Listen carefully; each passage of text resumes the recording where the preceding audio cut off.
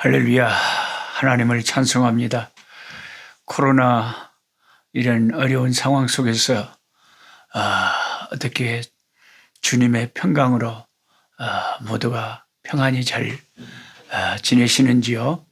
함께 성경 공부하는 우리 믿음의 형제 자매들 모두 주 안에서 영육간에 강건하시기를 축복합니다. 저는 제 아내랑 이곳 남아공에서 큰 도시에 가서 파이자 백신을 1차로 맞고 왔습니다. 이제 42일 후에 또 2차로 맞으라고 하는데, 또 미국의 그 LA 사랑의 교회 성령 집회 인도하는 그 일 때문에 아마 남아공에서 바로 미국을 들어가면 미국에서 안 받아주니까 한국을 통해서 들어가면 들어갈 수 있다는 길이 있다고 합니다. 그래서 지금 알아보고 있습니다. 여러분이 제 복장을 보시듯이 6월 달이 되니까 이곳 남부 아프리카는 완전히 추운 겨울이 돼서 제가 따뜻한 물을 자꾸 마시면서 감기를 조심하면서 이렇게 선교지에서 주님을 섬기고 있습니다. 오늘 꿀송이 보약 큐티 2021년 6월 10일 목요일입니다. 시편 69편에서 71편의 말씀을 묵상하는 시간을 갖겠습니다. 시편 69편은 미움받은 자의 절규라는 그런 제목을 제가 한번 붙여봤습니다. 겁나게 미움을 많이 받았다고 합니다. 그 내용을 읽어보니까요. 그러니까 그 사람들에게 미움받으면서 하나님 앞에 부르짖는 그 절규, 그게 시편 69편입니다. 제가 그 블롬폰테인 우리 아이들 그 대학생 큰 아이들이 사는 곳에 늘 가면서 또 기회만 있으면은 이번에 그 한국의 한 권사님께서 헌금을 해 주셔서 오병이어 교회를 블롬폰테인에 이렇게 도와서 란초베 목사님을 도와서 함께 섬기면서 교회를 세우게 되었는데, 그 목사님이 그곳에서 조그맣게 이렇게 예배를 인도해 왔어요. 자기는 늘 기도해 오기를, 그 전에도 저한테 와서 늘 도와달라 해서 제가 개인적으로 좀 돕고 있었거든요. 돕고 있었는데 이번에 권사님께서 교회를 세우라고 하셔서 교회를 제대로 좀 세울 수가 있었습니다. 근데 그것이 정말 사람들이 너무 가난한 깡통촌이기 때문에 방문을 해보니까 바람이 막 부는데 먼지가 막 정신이 없고, 그 쓰레기 버리는 그런 장소를 목사님이 구하셔가지고 거기에 이제 교회를 세우게 됐는데, 제가 가보니까 아이고 파리가 그냥 들끓고 냄새가 나고, 교회 들어가는 입구에 쓰레기를 이렇게 막 버려놔가지고 이거 어떻게 사람들이 교회를 오겠냐. 그래가지고 이 교회당을 지으면서 작은 유치원도 지으면서 일단 이 쓰레기 장소부터 싹 없애라. 그래가지고 쓰레기 버리는 것을 어느 정도 좀 치우고, 거기에 제가 우리 함께 근처에서 살아가는 제임스 목사님도 좀 오라고 해갖고 제임스 목사님이랑 난초배 목사님이랑 저랑 서희 큰 이제 또 나무 파는데 꽃 파는데 가가지고 나무 한 그루에 한국 돈으로 한 7만 원 정도 달라 그러더라고요. 상당히 나무가 생각보다 비쌉니다. 그 나무가 크면은 겁나게 크게 자라는데요. 그 크리스마스 추리 같이 생긴 그런 나무가 있어요. 이렇게 삼각형으로 이렇게 파래갖고. 그거 이제 하나에 한국 돈 한 7만 원 정도 되는 나무 묘목을 좀 사다가 교회 주변에 특히 그 쓰레기 버리는 곳에 좀 심고 물을 주고 그렇게 함께 또 격려하고 하니까 조금 더 제가 마음이 더 기뻤습니다. 그 모습 잠깐 보고 시편 69편 미움받은 자의 절규 계속해서 공부하도록 하겠습니다. 우리 오병이의 교회 주변의 마을 모습입니다.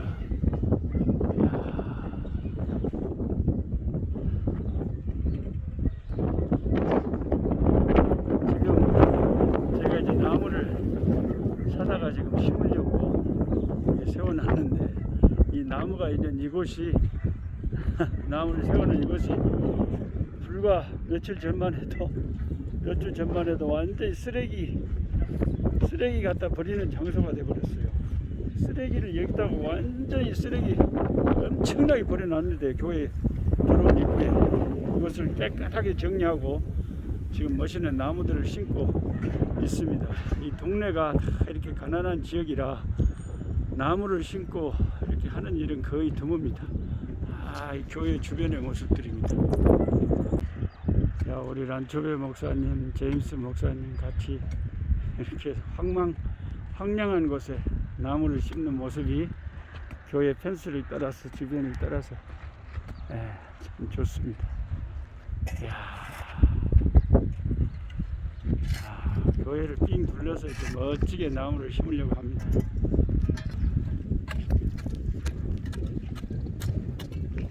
완전히 쓰레기 덤핑 플레이스, 쓰레기 버리는 장소에 지금 예쁜 나무들을 심고 있습니다.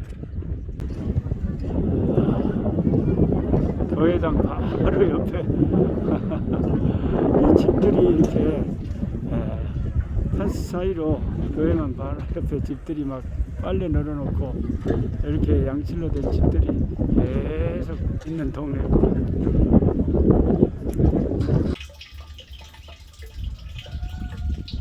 한 방울의 물이라도 소중하네요. 아이고, 물이 이렇게 나오는 게 어딥니까? 나무가 살도록 물을 이제 주고 있습니다. 우리 란초베 목사님 완전히 쓰레기장에다가 물 주고 있으시고.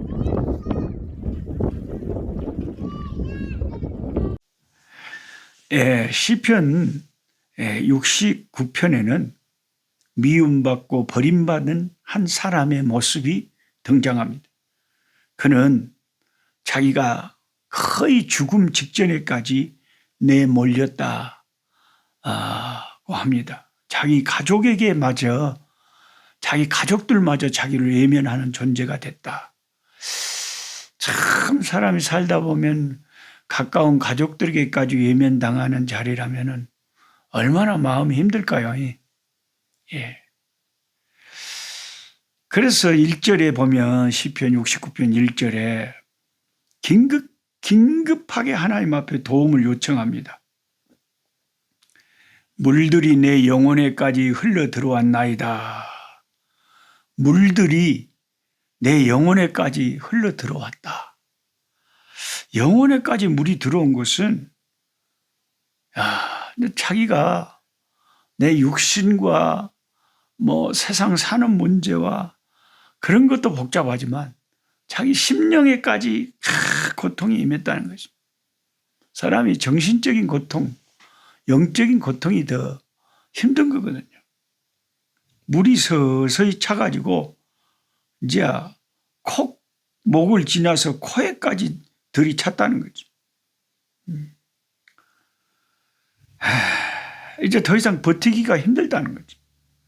2절에 보면 이렇게 자신의 온 몸을 향해 물이 차고 들어온 상황이 더 진전이 됩니다.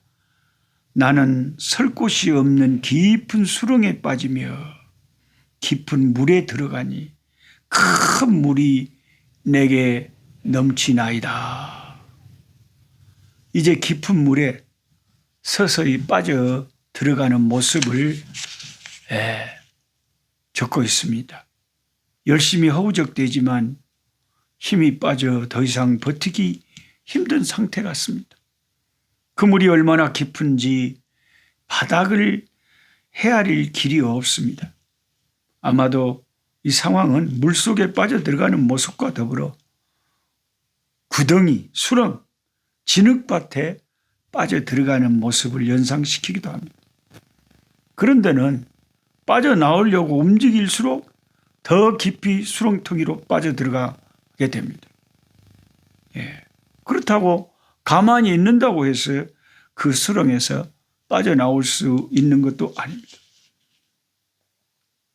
시인이 왜 이렇게까지 자기 인생이 막다른 골목으로 몰렸을까요? 4절에 보니 뭐라 그러냐면 무고히 나를 미워하는 자가 내 머리털보다 많고 우미우미 아무 이유도 없이 자기가 생각할 때는 왜 그렇게 사람들이 자기를 미워하는지 이유가 생각이 안 난대요. 자기는 이유를 모르겠대. 까닭 없이 나를 미워하는 자가 나의 머리털보다 많고 부당하게 나의 원수가 되어 나를 끊으려 하는 자가 강하였으니 내가 빼앗지 아니한 것도 물어주게 되었나이다. 이렇게 말합니다. 아무런 이유도 없이 자기를 미워하는 사람들이 머리카락보다 더 많대요. 보통 우리가 다른 성경의 머리카락은 하나님께서 자기 백성을 세밀하게 돌보시는 것을 표현할 때 사용되는데 여기서는 자기를 미워하는 사람이 셀 수 없이 많다고 할 때 사용됩니다. 자기를 끊어버리려고 하는 원수가 많을 뿐만 아니라 그들이 너무 강해서 너무 세서 자기가 너무 힘들다는 겁니다. 이 시편을 다윗이 쓴 시라면 아마도 그가 사울 왕으로부터 미움을 받아 끔찍한 일을 겪은 것을 떠올리면서 쓴 시일 수도 있습니다. 다윗은 이스라엘 내에 발붙일 곳이 없었죠. 그래서 이방의 나라에까지 떠돌아 다녀야 했었죠. 나중에 왕이 되었었는데 그의 말년에는 한때 아들 압살롬의 반역으로 인해서 또다시 발붙일 곳이 없이 쫓겨다니는 신세가 될 때도 있었습니다. 그런데 놀랍게도 시인은 그렇게 대적들에 의해 수장되는 그 아득한 순간에서도 하나님께 기도를 합니다. 그렇죠. 예수 믿는 우리들은 그냥 내가 깊은 물에 빠져들은 것 같은 그런 허우적거리며 절망스러운 상황에서도 우리는 살려달라고 하나님께 부르짖는 것밖에는 뭘 하겠습니까? 3절을 보면 내가 부르짖음으로 피곤하여 나의 목이 마르며 나의 하나님을 바라서 나의 눈이 쇠하였나이다. 얼마나 기도를 했는지 목이 시부리고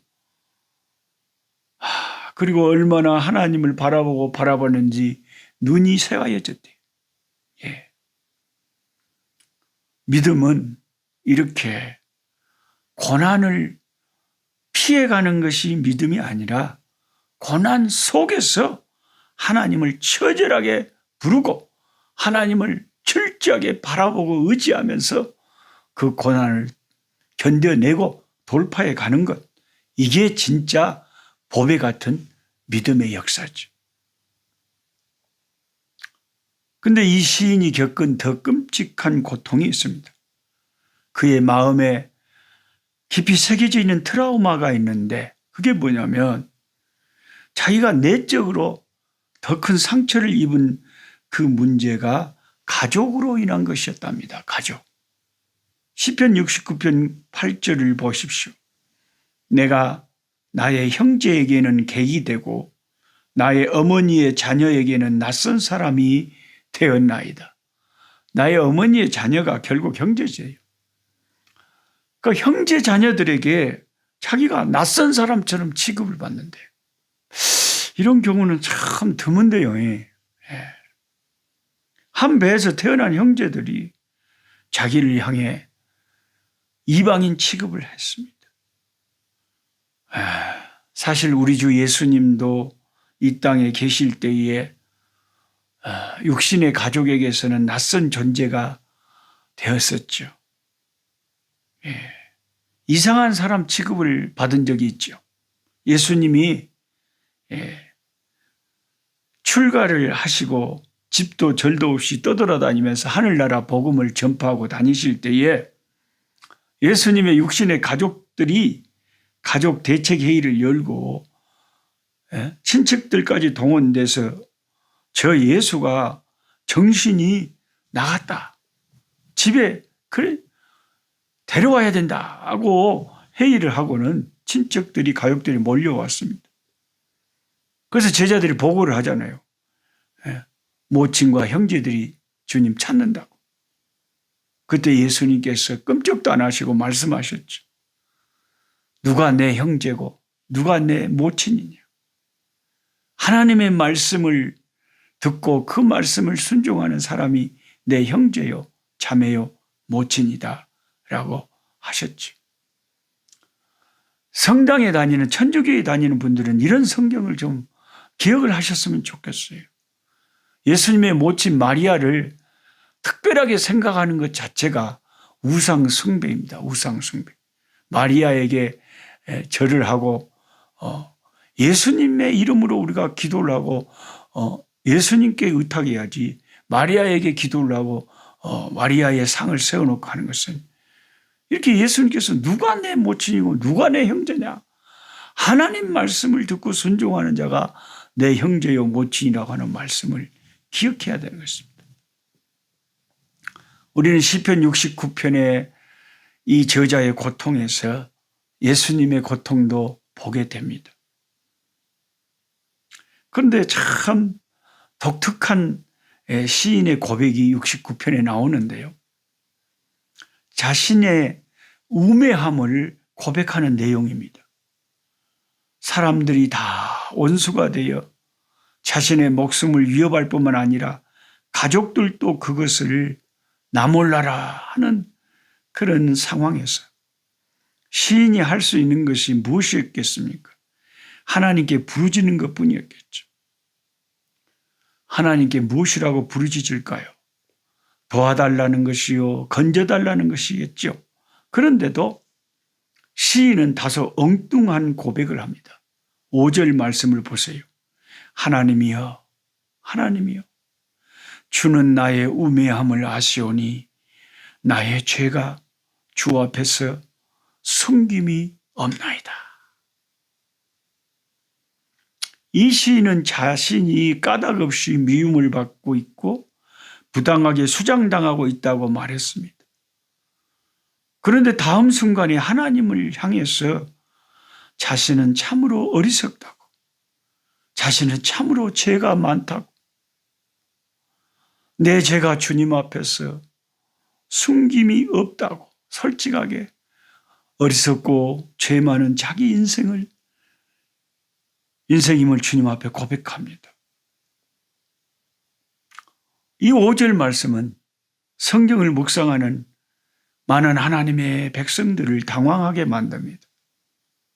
아니 도대체 이 시인이 하나님께 기도하는 내용이 왜 갑자기 이렇게 바뀌어지냐 하는 문제. 고난에 대해서 깊은 물속에 빠져드는 것 같고 가족들에게까지 이방인 취급을 당하고 고통스러운 이 시인이 그 고난 속에서 자신의 어리석음과 자신의 죄인됨을, 자신의 죄가 많음을 하나님 앞에 솔직히 고백을 하는 이 대목. 이 대목이 이 시인이 얼마나 깊은 영성을 가진 하나님의 사람인가 하는 것을 우리에게 깨우쳐 줍니다.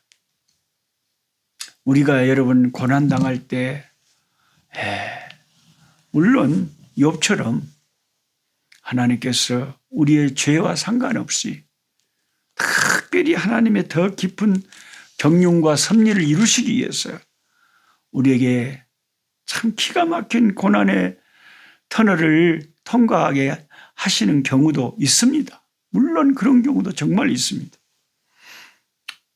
그렇지만 고난 속에 있는 우리가 또한 내 죄를 돌아보고 하나님 앞에 허물이 없는가 살펴보고 자기의 어리석음과 죄악을 토설하고 내어놓는 그런 작업도 꼭 필요하다고 저는 생각합니다. 그리고 시편 이제 71편의 말씀 중에 참 저하고 같이 성경 공부하시는 우리 식구 가운데는 꿀송이 보약 식구 구독자 가운데는 연세가 있으신 권사님들도 많이 계시거든요. 또 우리 권사님들이 확실히 그렇게 하나님을 사랑하고 주님을 너무너무 참 잘 섬겨요. 권사님들이 주로 지금 아프리카의 교회를 올해 지금 4개나 세우고 계십니다. 한 분 한 분들이 돌아가면서. 근데 참 연세가 많으신 우리 권사님들이나 연세가 많으신 분들이 이런 말씀 시편 71편 18절 같은 말씀에 위로를 받아요. 위로를 받으셨으면 좋겠어요. 하나님이여 내가 늙어 백수가 될 때에도, 백수라고 하는 것은 그 하얀 그런 흰머리가 되고 백수가 될 때에도 나를 버리지 마시며 내가 주의 힘을 후대에 전하고 주님의 능력을 장래 모든 사람에게 전하기까지 나를 버리지 마소서. 이 시편 71편의 저자는 하나님의 능력을 사람들에게 막 간증하고 전파하고 선포하고 그런 걸 좋아하시는 분 같아요. 근데 자기 모태에서부터 어려서부터 하나님이 자기를 돌봤다고 간증하면서 하나님이여 내가 늙어 백수가 될 때에도 나를 버리지 마옵시며 내가 주님의 은혜를 주님의 권능을 더 많은 사람들에게 증거하고 간증할 수 있도록 나를 붙잡아 주옵소서. 정말 머리가 하얗게 된 그 백수가 된 어르신들, 그런 분들이 우리 하나님 앞에 늘 기도하시고 말씀을 가까이 하시고 찬송하시고 그저 예수님 만날 준비하고 사시는 그런 모습들이 얼마나 귀하고 아름다운지 모르겠어요. 이 시편 71편의 시인은 하루 종일 하나님을 증거하고 찬송하고 하나님의 의로우심과 하나님의 아름다움을 노래하는 걸 좋아하는 것 같아요. 마지막 24절에도 내 혀가 종일토록 주님의 의를 말씀하오리니 나를 모해하려 하던 자가 수치와 무한을 당합니다. 사람들이 자기를 미워하든가 말든가 이 시인은 무엇에 바쁘냐면 전지전능하신 하나님 찬송하고 하나님의 의를 간증하고 노래하고 증거하고 하나님의 영광을 드러내는 것을 막 거기에 신경 쓰니까 자기를 미워하는 자들 원수들이 무한을 당한다. 그렇게 말하고 있습니다. 저와 여러분들도 우리의 머리가 하얗게 눈이 내린 것처럼 백수가 돼도 하나님이 우리를 버리지 않으시고 우리와 함께 하셔서 죽는 마지막 순간까지 하나님을 부르고 하나님을 찬송하다가 주님의 품에 안기는 저와 여러분의 생애가 되기를 축복합니다. 하나님 아버지, 오늘도 감사합니다. 이곳 남부 아프리카는 참 이렇게 찬 공기가 매섭게 추운 겨울이 됐습니다. 그러나 북반구 한국 같은 나라는, 미국 같은 나라는, 유럽 같은 나라들은 따뜻한 여름철이 되어 가는 줄 압니다.